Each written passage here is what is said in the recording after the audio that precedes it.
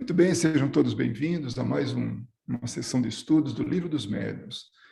Hoje é dia 14 de setembro de 2022 e nós estamos no capítulo 20, dando sequência ao capítulo 20. Temos ainda duas sessões, a de hoje e mais uma próxima, pelo menos, que trata da influência moral do médium.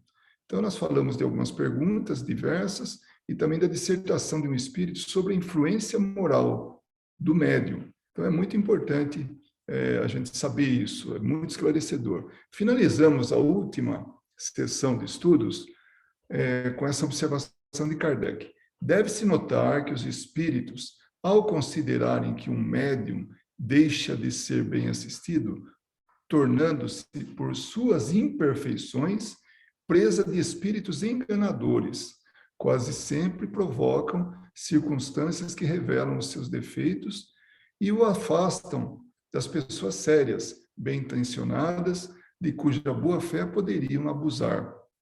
Nesse caso, sejam quais forem as suas faculdades mediúnicas, né? No caso, nada se tem a lamentar. Ou seja, lava-se as mãos.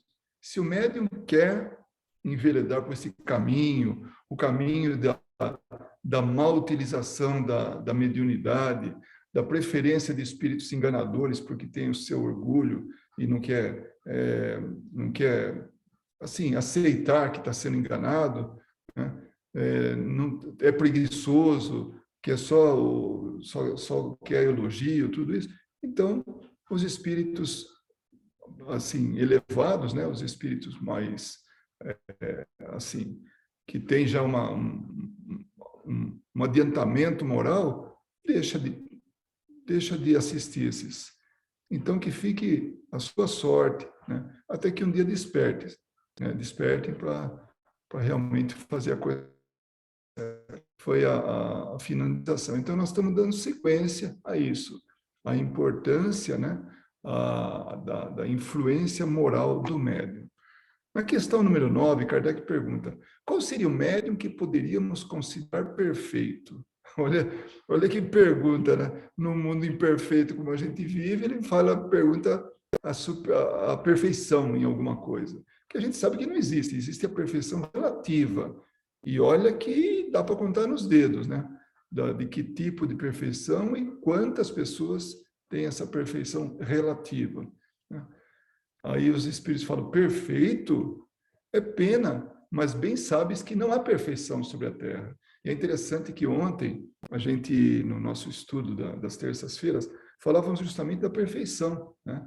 E teve até uma colocação pela expositora que dizia assim, né, que Jesus coloca: sede perfeitos como o perfeito é Deus nosso Pai, né?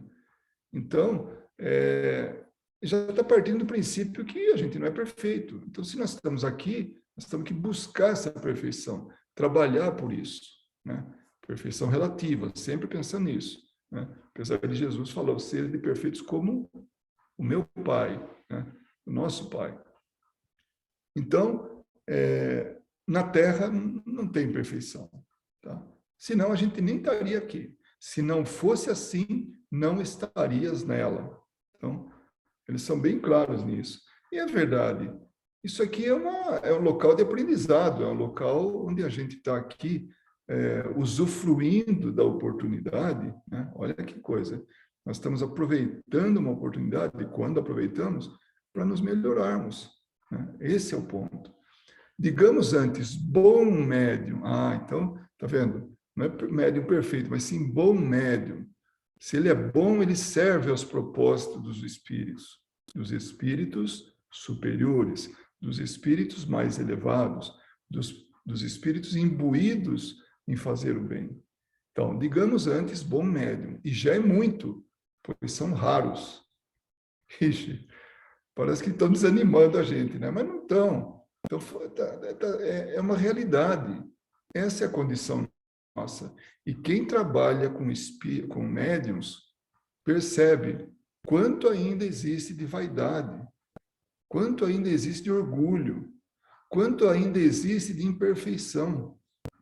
Então, é normal. Por quê? Porque é característica humana. A mediunidade não vem só para espíritos encarnados bons, espíritos encarnados superiores. Não, vem para espírito como nós somos, assim, encarnados aí com necessidade de crescimento, necessidade de passar ainda por grandes provas. O médium perfeito seria aquele que os maus espíritos jamais ousassem fazer uma tentativa de enganar. É assim, o mau espírito pensa, não vou perder meu tempo.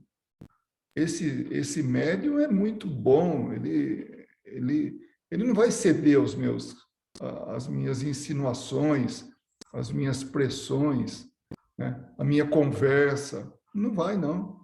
Então, nem vou atrás dele, eu vou atrás de quem, né? De quem aceita minhas sugestões. Né?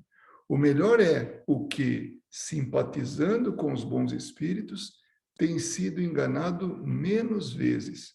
Por isso que a gente ouve muito disso aí na doutrina espírita. As pessoas falam, ó, Kardec fala que o melhor médium é aquele que se deixa enganar menos. Né? Por quê? Porque ele está sujeito a ser enganado. Todos nós estamos sujeitos. E se a gente realmente não está vigilante, lembra do orar e vigiar? Se a gente não tiver vigilante, nós vamos cair na conversa de espíritos aí e vamos começar a ir para o lado deles, e eles devagarinho vão explorando isso, tal. De repente, a gente está trabalhando para eles. Ou seja, eles vão estar fazendo o que bem entende a gente. Mas não é para se assustar. Não, eu não vou, então eu não quero a mediunidade, se eu estou sujeito a errar, e eu vou estar sujeito a ser um instrumento na mão dos espíritos inferiores. Não, a mediunidade é um benefício para muita gente, a começar por médium. Então, nós vamos ver no longo desse nosso estudo, que a gente vai ver que os espíritos, eles nos assistem, só não nos assistem se a gente vira as costas para eles. Se a gente passa a trabalhar aqueles valores nossos que são negativos, né? Então, vamos lá. A questão número 10. Se ele simpatiza, e depois nós vamos explicar, né? Quer dizer, mas o tradutor, ele fala a respeito do que é simpatizar aí, né? Se ele simpatiza apenas com os bons espíritos, como estes, os bons espíritos, permitem que seja enganado? Aí os espíritos falam, olha, os espíritos bons permitem que os melhores médiuns sejam às vezes enganados, para que exercitem o seu julgamento e aprendam a discernir o verdadeiro do falso. Então, é meio que um treinamento. Eles deixam para a gente, deixam para o médium a avaliação, o discernimento, saber o que é verdadeiro e o que é falso. Vocês devem se lembrar do que eu já falei como exemplo, citei como exemplo, o caso de Ivone Pereira, quando ela tem a proposta de um espírito para trabalhar para ele, para escrever para ele. Ela seria a médium que escreveria o que ele ditasse a ela. E ela seria muito famosa, essa era a proposta dele. Ganharia muito dinheiro. Nesse momento, desapareceram os amigos espirituais dela. Todos os trabalhadores sumiram. Aí, no final das contas, nessa negociação, ela falou, olha, eu não tenho interesse, não quero saber e pronto. Aí o espírito se afasta. Quando ele se afastou, voltaram todos os amigos espirituais. E ela deu uma bronca neles. Falou, escuta, onde vocês estavam? Que quando eu precisei, no momento que eu estava sendo assediada por um espírito, provocando, né, as minhas paixões e tudo aí, vocês sumiram, e daí? Que mais ou menos está encaixado nisso que Kardec pergunta, né? Aí, mais ou menos não, é exatamente isso. Os espíritos falaram, não fizemos nada demais, simplesmente deixamos para você a decisão. Você decidiria o que você queria. Nós não podemos interferir no que você quer. Nós gostaríamos que você tomasse a decisão que tomou, mas nós não podemos tomarmos por você. Aí ela entendeu que realmente é isso, né? Que nós estamos sujeitos a nós mesmos, ao nosso discernimento. E aí, dando sequência, além disso, por melhor que seja o médium, olha só, por melhor que seja o médium, jamais é tão perfeito que não tenha um lado fraco. É a condição nossa, é o que nós somos. A gente estava brincando hoje, né, a minha filha e eu, que ela falou assim, a carne é fraca, né? E deu risada, porque ela sabe que a carne não é fraca coisa nenhuma, a carne é uma vestimenta, né? É o espírito que é fraco. Né? Então a gente estava falando disso aí, de ceder e tudo, né? E quem cede é o espírito, não é a carne, né? Não é o corpo físico. O corpo físico é uma marionete que o espírito controla, né? Então, jamais é tão perfeito, né, qualquer que seja o método, jamais é tão perfeito que não tenha um lado fraco, pelo qual possa ser atacado. E os espíritos, seja médium ou não, os espíritos, eles observam a gente. Aqueles que têm interesse em nos prejudicar, aqueles que têm interesse em fazer com que nós sirvamos a eles. Médium ou não, médium ostensivo ou não, né? Porque médium a gente já percebeu que todos nós somos. Desde que a gente já aceite alguma intuição, alguma influência, pronto, já é mediunidade isso aí. Porque está envolvendo um espírito, né? Um encarnado e um espírito. Então, se a gente dá ouvidos para isso, e até parece que é nosso, né? Nossa, me veio um pensamento agora, claro, veio de fora, e a gente aceita aquilo, achando que aquilo está correto. Então, o mundo espiritual, quer dizer, os desencarnados, estão aqui miscuídos no nosso meio. Estão aqui. Não adianta a gente falar, não vou mais assistir às sessões de estudo, porque eu não quero saber de espírito do meu lado. Então, simplesmente a gente sai né, deixa o curso, deixa o estudo, mas não se livra dos espíritos. Só não vai mais alguém lembrar isso aí. Mas a verdade é essa, né? Então, vamos lá. Então, temos esse lado fraco, né? Pelo menos um que possa ser atacado. Isso deve servir-lhe de lição. Então, essa é a lição nossa. As comunicações falsas que recebe de quando em quando são advertências para evitar que se julgue infalível e se torne orgulhoso. Então, o Espírito solta e deixa. E olha, eu já vi isso aí em sessão mediúnica, mas demais. Espíritos elogiando, e vem falando coisas, né, que de alguma maneira possa pensar, levar a gente a pensar, puxa, esse é um espírito, nossa, deve ser Bezerra de Menezes aí que tá falando, deve ser, né, Francisco de Assis, sei lá, deve ser alguém muito elevado. Aí a gente começa a avaliar, começa a espremer aqui, espremer ali, torcer, não sai uma gota do que é realmente, efetivamente, uma mensagem que tenha um conteúdo. Então, só falácia, né? Só palavras soltas. Então, isso faz com que a gente tenha uma advertência e treine. É um treinamento para a gente, para ser um bom médium. Porque o médium que recebe as mais notáveis comunicações não pode se vangloriar mais do que o tocador de realejo, que basta virar a manivela do seu instrumento para obter belas áreas. Então, é isso mesmo que eu se lembra ainda, que é do tempo do realejo, o pesquisou um dia para ver isso aí, é aquela caixinha, né, de som, que nem caixinha de música, e a pessoa fica girando ali. Tem até aquele periquito que tira sorte, aquelas coisas lá e tal, mas o realejo é aquele instrumento que, para tocar, é só girar a manivela. Então, o que o espírito é só um intermediário. O que o médium é só um intermediário. Ele não é quem está passando a mensagem. Então, ele não tem que se orgulhar de nada. Ele não tem que ser o último biscoito do pacote, se achando, né? Não, ele é um instrumento. E, como tal, ele deve agir. Deve trabalhar para ser um melhor instrumento.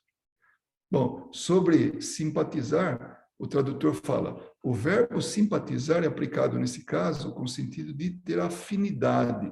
Então, nessa pergunta é assim, se ele tem afinidade apenas com bons espíritos, como estes permitem que seja enganado?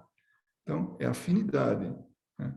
Então, hoje em dia se fala em sintonizar, sintonia, né? Então, nós sintonizamos com determinado tipo de espírito.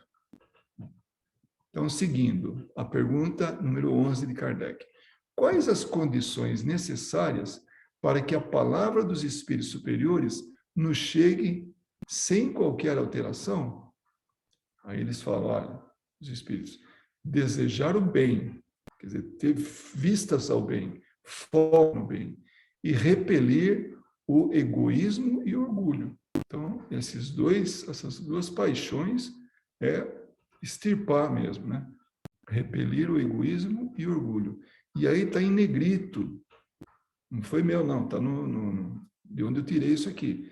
Ambos são necessários. Então, isso é necessário, as condições necessárias para que os espíritos superiores possam transmitir a mensagem sem alteração. Agora, por quê? Então, é só não ter egoísmo e orgulho e desejar o bem, só isso aí já basta? É atitude, é no dia a dia. É colocar isso como algo, assim, que a gente caminhe lado a lado. Isso é necessário. Deixar de lado um monte de coisa e partir para realmente aquilo que interessa, né? Que é fazer o bem, que é se despojar disso tudo, né? Para poder aceitar as críticas, aceitar as orientações, seja dos espíritos, seja dos encarnados que dirigem os trabalhos. Mas, olha, volto a falar, principalmente quem está ouvindo e quem tem essa tarefa aí de conduzir trabalhos mediúnicos. Tem muito médium que quer ser a estrela, né? E não é. Como os espíritos falam, é só um instrumento, é o tocador do realejo. Não faz mais nada que girar a manivela, só isso. É girar a manivela, aí sai o som, que não é o som do médium, é o som do realejo. A pergunta número 12. Se a palavra dos espíritos superiores só nos chega pura em condições tão difíceis assim, o médium se abrir mão do orgulho, abrir mão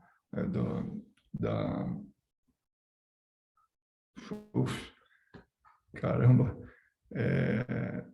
do orgulho e do egoísmo, né? Deu um branco aqui. Então, é necessário tudo isso? Poxa, essas condições são tão difíceis, né? Isso não é um obstáculo à propagação da verdade?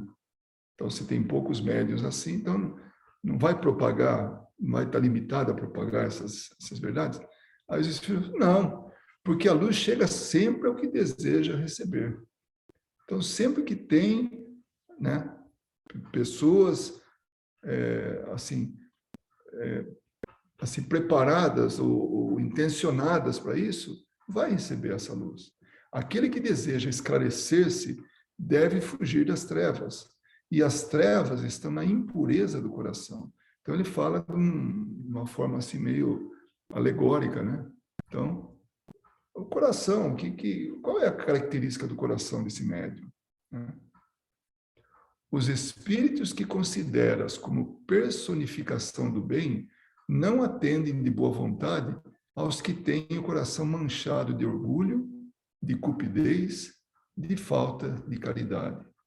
Então, é isso, os espíritos bons, eles não vão atrás desses aí.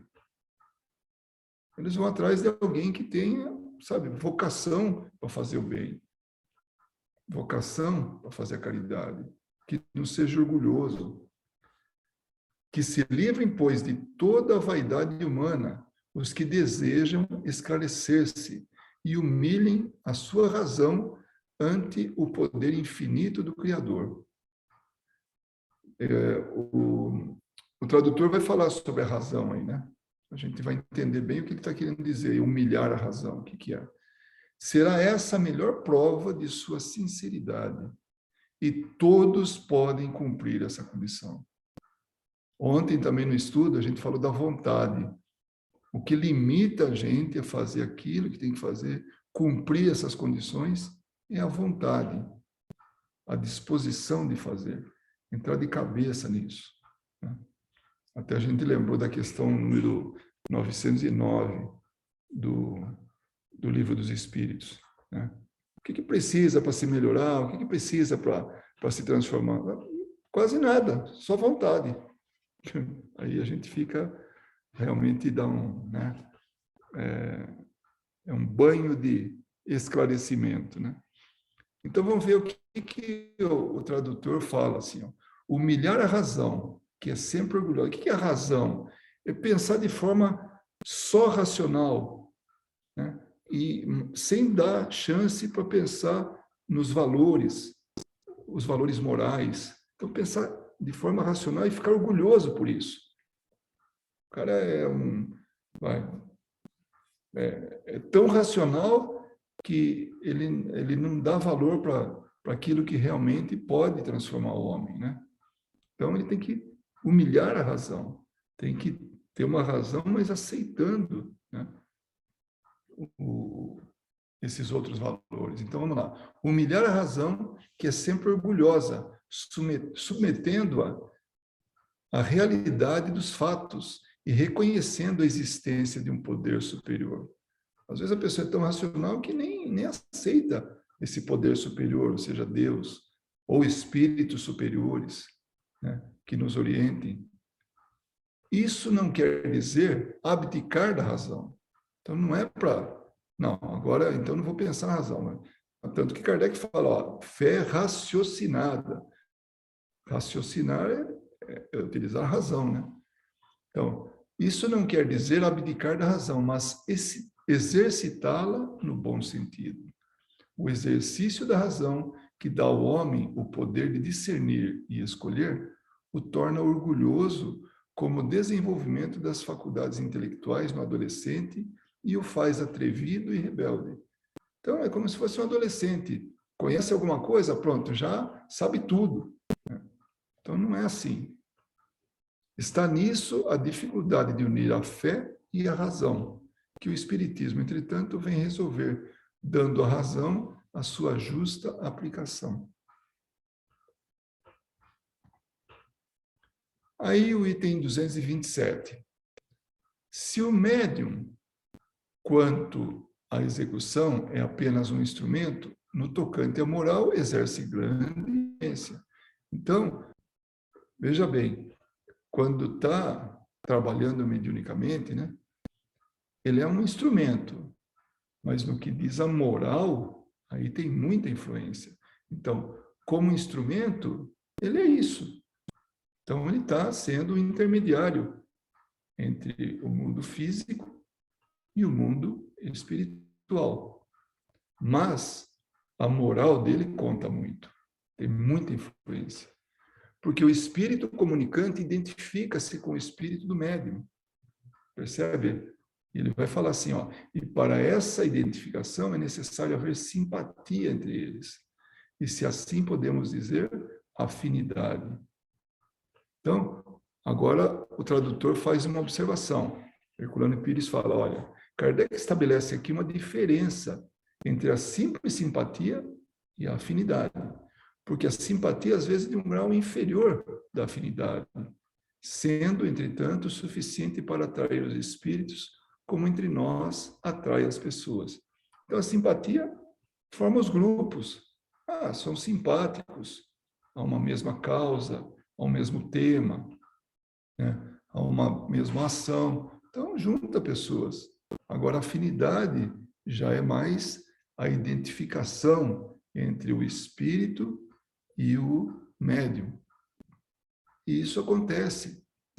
E, às vezes, essa afinidade ela existe até por conhecimento ou de convivência em outras existências. Então, são espíritos afins, né? Essa afinidade, ela não é a troco de nada, né? Então, ou já teve uma experiência, ou o tipo de procedimento, a forma do espírito ser, né, é muito semelhante à forma ser e agir, né? A forma de ser e agir do médium. Então, isso atrai e acaba gerando aí uma equipe, um time, né? Ainda que seja de dois, né? Então, isso aí. É muito comum a gente ouvir falar, por exemplo, de médiuns de cura. Eles já tiveram uma existência anterior comum, já se conheceram. E nessa existência, para que esse espírito possa, através desse médium, promover curas, leva muito tempo, levam anos, né? Eu conheço um médium que, durante 6 anos, eles estavam num processo de aproximação para refinar essa sintonia, essa afinidade. Conheço um outro médium, esse não pessoalmente, mas sei da história dele, que levou 10 anos, cerca de 10 anos, para que ele pudesse ser o instrumento desse espírito. Então, não é uma coisa que vem assim do nada. E mesmo assim precisa de tempo. E agora, se esse médium, ou esses dois médiums, eles não têm a postura correta, o espírito vai procurar outro. Ou, se não tem outro, fica sem exercer uma função tão importante como é a da cura. Uma atividade tão importante, né, como essa. Então, é muito importante que a gente tenha em mente isso, que a afinidade acontece. Agora, depende do que a gente vai se afinizar, né? Que tipo de espírito? A alma exerce sobre o espírito comunicante, a alma é o espírito encarnado, né? A alma exerce sobre o espírito comunicante uma espécie de atração ou de repulsão, segundo o grau de semelhança ou dessemelhança entre eles.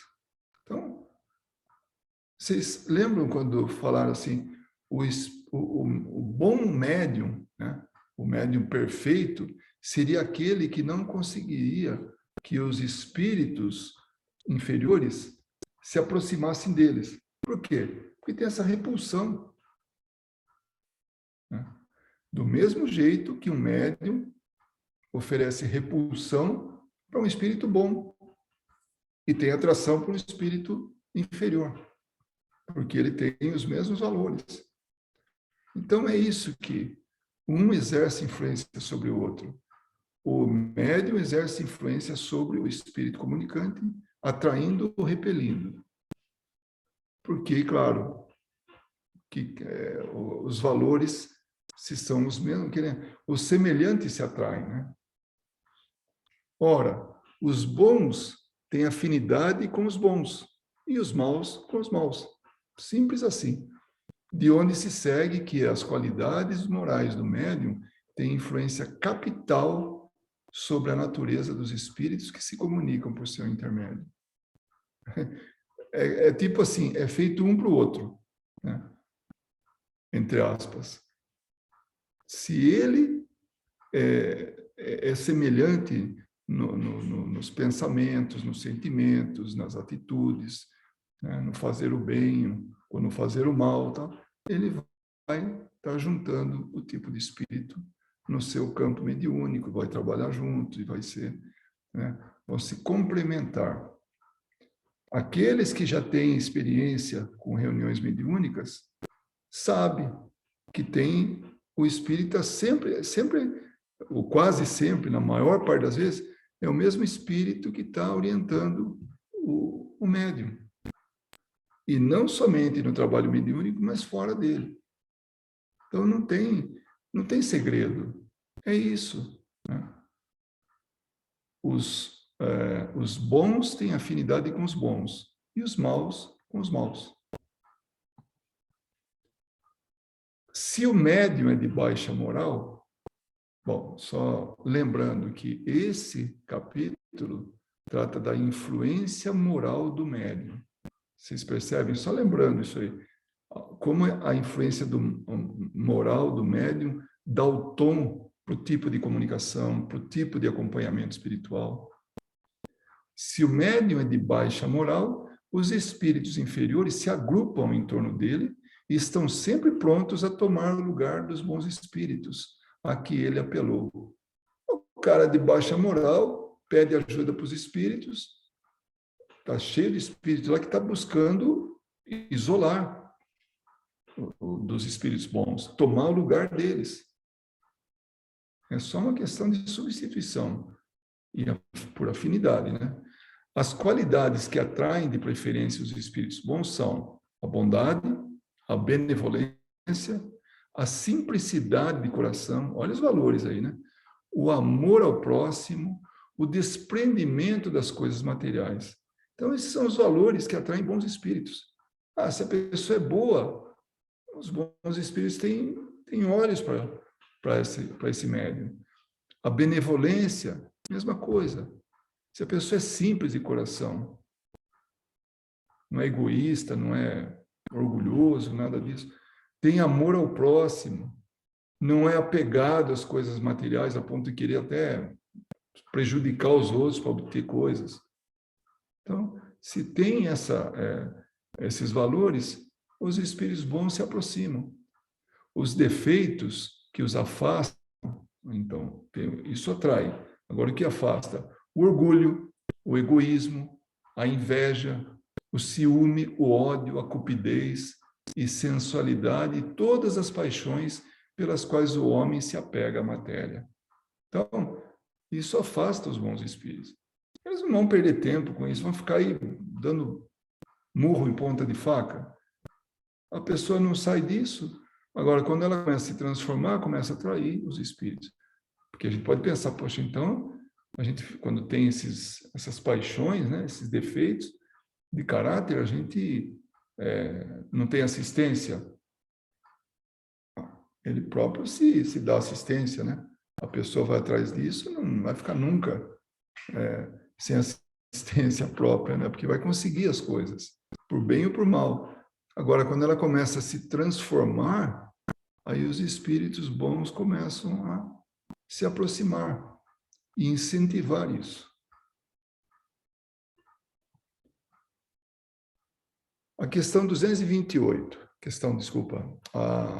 o item 228. Todas as imperfeições morais são portas abertas aos espíritos maus, mas a que eles exploram com mais habilidade é o orgulho, porque é essa a que menos a gente se confessa a si mesmo. Se a pessoa é orgulhosa, ela não dá o braço a torcer, ela não vai, assim, trabalhar os valores dela. Porque não, eu estou certo, eu estou acima de tudo, eu sou melhor. Pronto, esse é orgulhoso. Então, essas imperfeições morais, né? De todas elas, o orgulho é o campeão. Essa é a mais fácil de explorar pelos espíritos inferiores.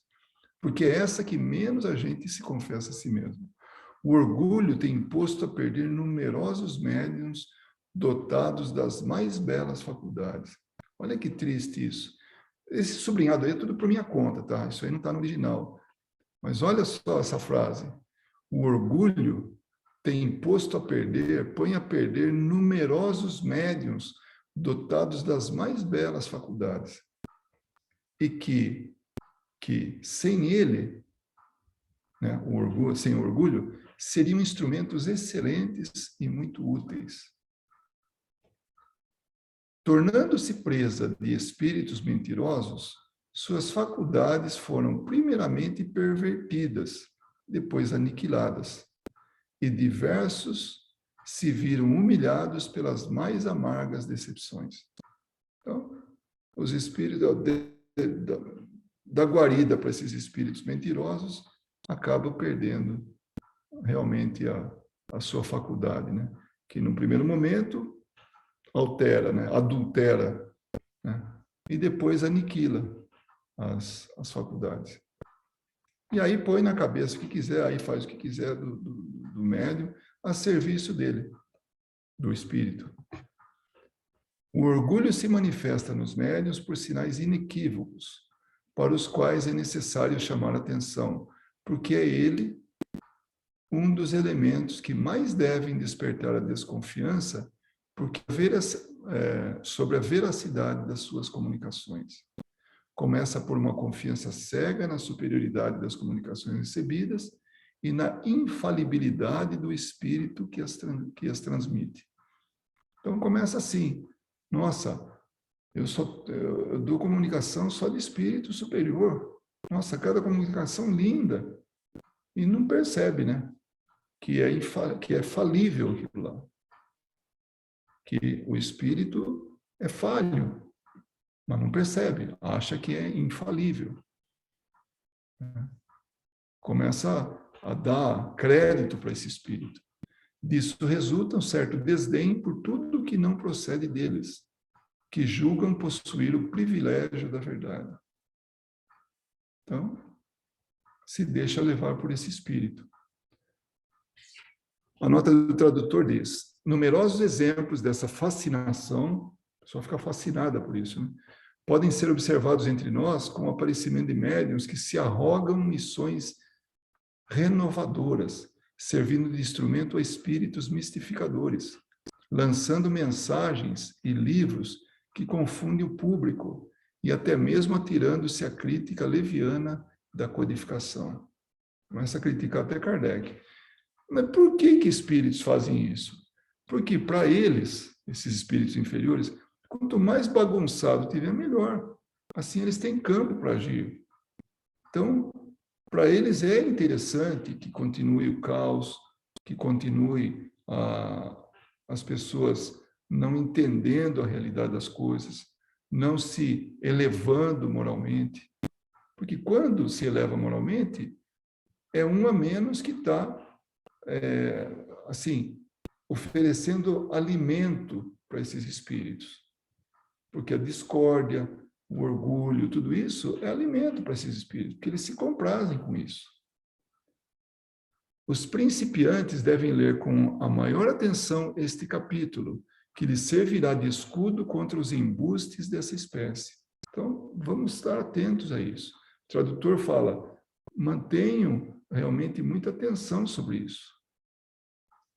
Então, esse escudo, né, contra esse tipo de espírito, permitindo-lhes perceber facilmente as características aqui indicadas nos casos concretos com que se defrontem. E, finalmente, o último parágrafo que nós vamos estudar hoje, né, que nós vamos ver, é: o prestígio dos grandes nomes com que se enfeitam os espíritos, que se dizem seus protetores, os deslumbra. Nossa, eu sou o rei da cocada preta, né? Eu sou o máximo. Esses espíritos estão, nossa, são o máximo porque eles estão comigo e eu estou com eles.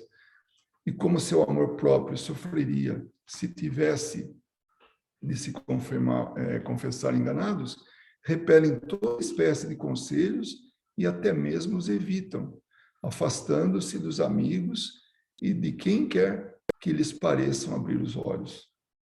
Então, o orgulho não permite, né? Conselho não permite alguém que deu um toque e fale: olha, dá uma observada aí o que está acontecendo. Essas mensagens são tudo isso, né? Se concordarem em ouvir essas pessoas, não dão nenhuma importância às suas advertências, porque duvidar da superioridade do espírito que os guia seria quase uma profanação.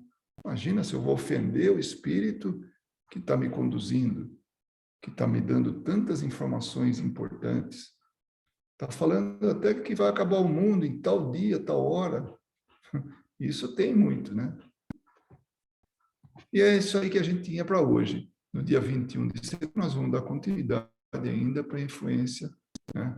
A importância da influência moral do médium.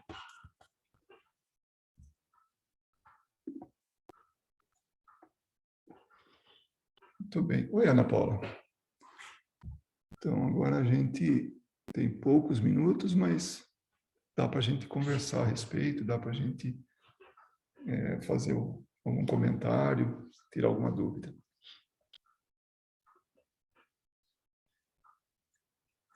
Fica bem claro, né, a importância da conduta moral do médium. A mediunidade, ela não vem só para moral elevada. Como a gente já viu, ela é fisiológica, ela é biológica, ela é orgânica, né? Independe de qualquer outra coisa. Moral do médium, crença, posição social, raça.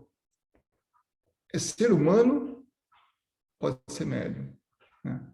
Então, em qualquer lugar do mundo, qualquer localização. Então, mas no tocante à atividade mediúnica, a moral tem muita importância porque ela é que vai dar o direcionamento, que tipo de espíritos vão estar trabalhando a mediunidade desse homem, desse encarnado. Oi, Luiz, posso fazer um comentário? Pode, deve. Se estiver me ouvindo bem, me avisa.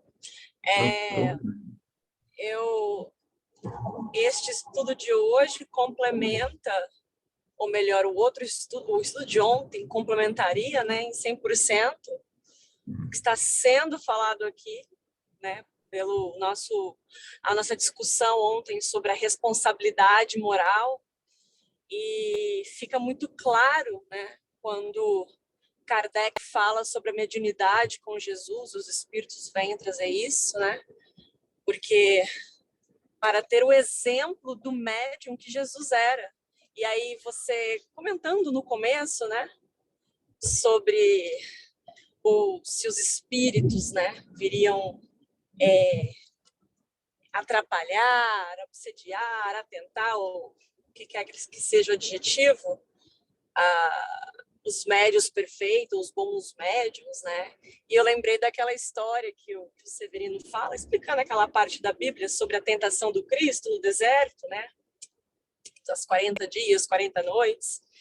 E eu lembrei dele comentando quão absurdo é pensar isso, né? Que um espírito da magnitude do Cristo poderia ser sequer tentado.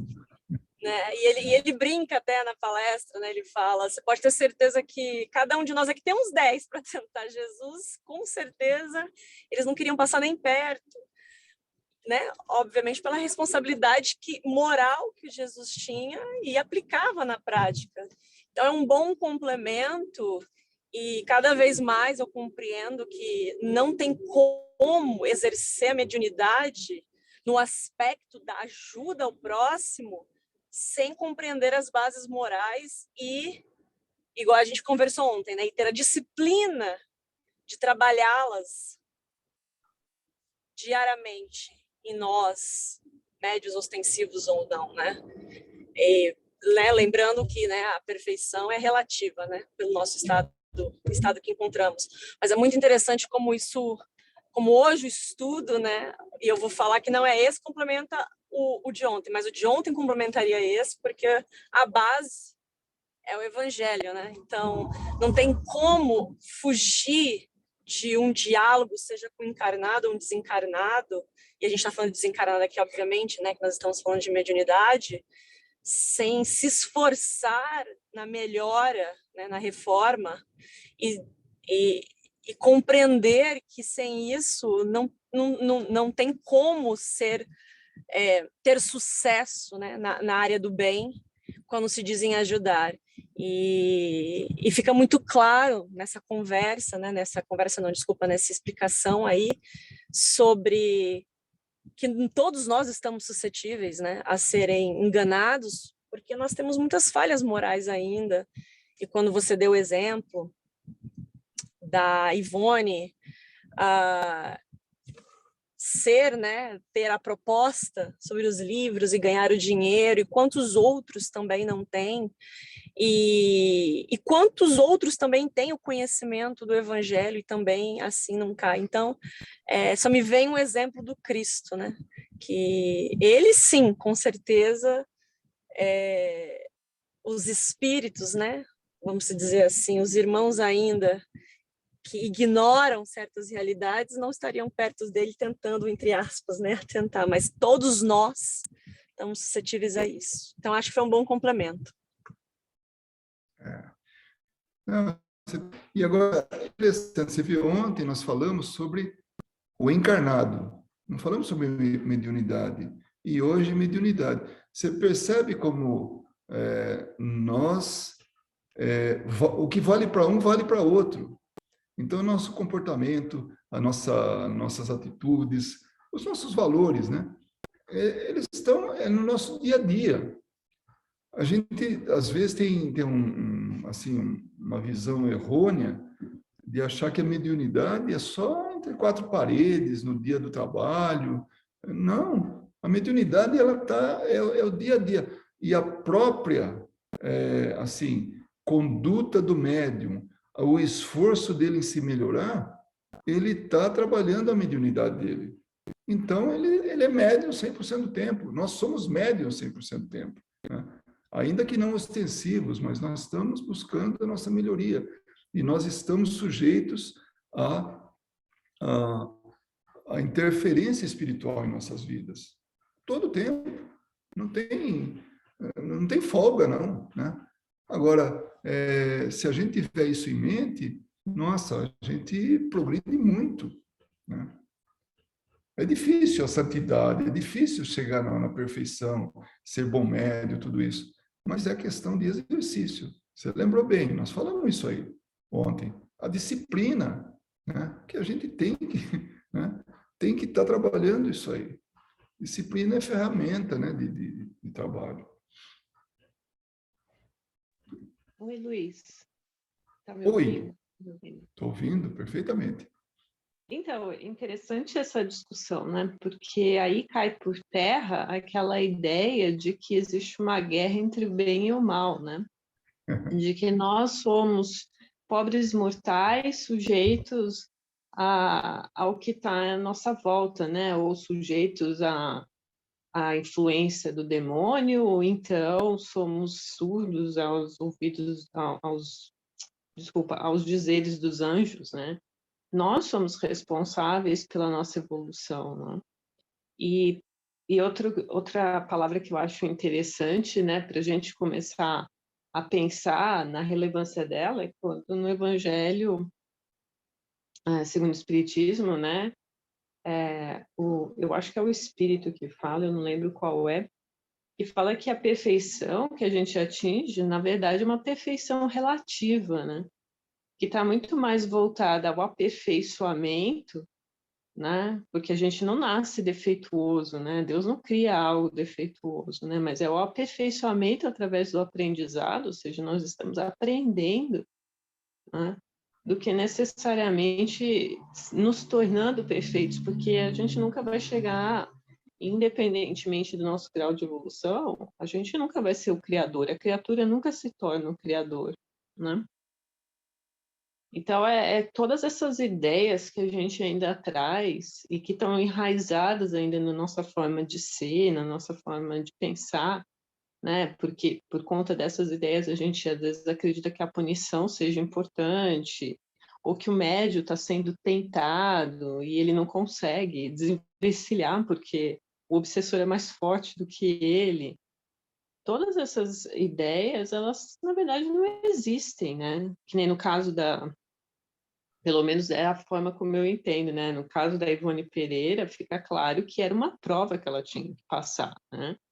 Foi algo que É um ela se teste, dispôs, foi algo que ela se dispôs a fazer. Isso não significa que todo médium vai passar por isso, né? Se ele ainda é um médium mais frágil, que está num nível de aprendizado anterior, vamos dizer assim, a espiritualidade vai estar ali em volta, os mentores vão estar em volta, vão apontar. Claro que a gente sabe que os nossos mentores, os nossos amigos espirituais, chame você da forma que quiser, né? Eles não vão tomar as decisões por nós, né? Por isso que eles inspiram, né? sim. Mas quanto mais frágil nós formos, mais eles vão estar ali para nos ajudar. Essa ideia de que, porque eu pratiquei um ato errado, porque eu cedi a uma influência, o meu mentor vai me abandonar. Muito pelo contrário, né? É quando eles estão mais perto de nós. Então são essas, eu achei interessante a discussão por causa disso, né? Porque não existe essa guerra do bem e do mal, né? Você falou duas coisas muito importantes. Uma que você fala de aprendizado. Aliás, não é a primeira vez, você sempre fala isso aí. Eu concordo totalmente, porque é o que nós estamos fazendo aqui, nós estamos aprendendo. Isso aqui é uma grande escola. Acima de tudo, é uma grande escola.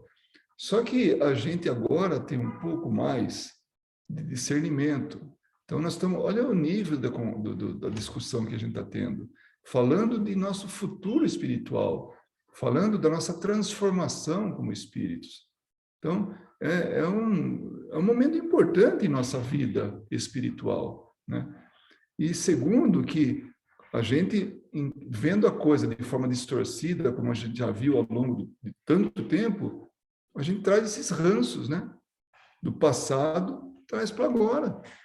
Como você falou, realmente. Então, um ranço que a gente ainda traz é essa história de é o bem contra o mal e vice-versa. Não é. Não tem. É o nosso aprimoramento. E tem gente que não concorda com isso. Simplesmente isso. E o mundo tem as paixões que ele oferece. Então, cabe a nós buscarmos realmente a fortaleza aí para que a gente possa se aprimorar, né? Fazer a coisa certa. Eu acho que vem muito da questão da responsabilidade, né? Quando a gente utiliza essa guerra, né? Ou a gente utiliza essas palavras, ele me tentou, me influenciou, a gente está usando muletas, né? Para não dizer. E mesmo aquela pessoa que fica mergulhada na culpa, ainda é um resquício do orgulhoso, né? Então, é aquela questão, será que não é melhor eu admitir que eu cometi um erro, fazer né, se é possível, né, se é necessário, refazer certas coisas, corrigir, né, de certa forma, esses erros e seguir em frente? Não é mais fácil admitir que eu sou um ser falível, que eu não sou perfeito e que mesmo que eu evolua como espírito, eu acho que essa era a grande humildade de Jesus, né, pelo menos da forma que eu entendo, de que ele admitia que ele não era perfeito como o Pai, né? Então, que ele não tinha condições de julgar o outro simplesmente porque ele já não fazia o que o outro ainda fazia, né? E eu acho que é essa humildade que a gente tem que buscar no nosso dia a dia, ó. A humildade de nos enxergarmos como nós realmente somos, seres falíveis que vamos errar, mas que o mais importante, olha, não é uma questão do espiritismo essa, né? Esse é um conhecimento que vem há muito tempo sendo dito, né? O mais importante não é o que você faz, né? Mas é o que você faz depois que os outros fazem algo com você, né? O que acontece quando você erra ou quando alguém pisa no seu calcanhar? O que você faz com isso?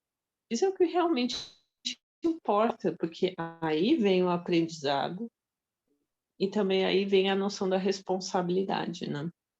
Eu não posso mudar o outro, mas eu posso me mudar, né? Então, acho que é isso. E na mediunidade, no fim das contas, isso se torna essencial, porque o médium é uma porta, como você falou, né? Ele é um mecanismo e ele dá entrada para diversas mensagens, né? E queira ou não queira, pelo menos, de novo, né? Isso é o que eu entendi quando a gente estudou lá o livro dos mensageiros, né? Queira ou não queira, depois que ele desencarnar, ele vai ter que assumir essa responsabilidade sobre as mensagens que ele passou por aqui, sejam uma boa consequência, seja uma consequência, né, equivocada, que acabou perpetuando algum mal, trouxe alguma consequência nociva para alguém, né? Ele tem a sua responsabilidade sobre isso, E né? como tem, é verdade. Muito bem. Então, terminamos aqui a nossa reunião. Acho que foi bastante produtiva, né, essa reunião de estudo. E a gente se vê na próxima. Então, obrigado a todos que estiveram conosco até agora, seja ao vivo, seja pela gravação. e até a próxima.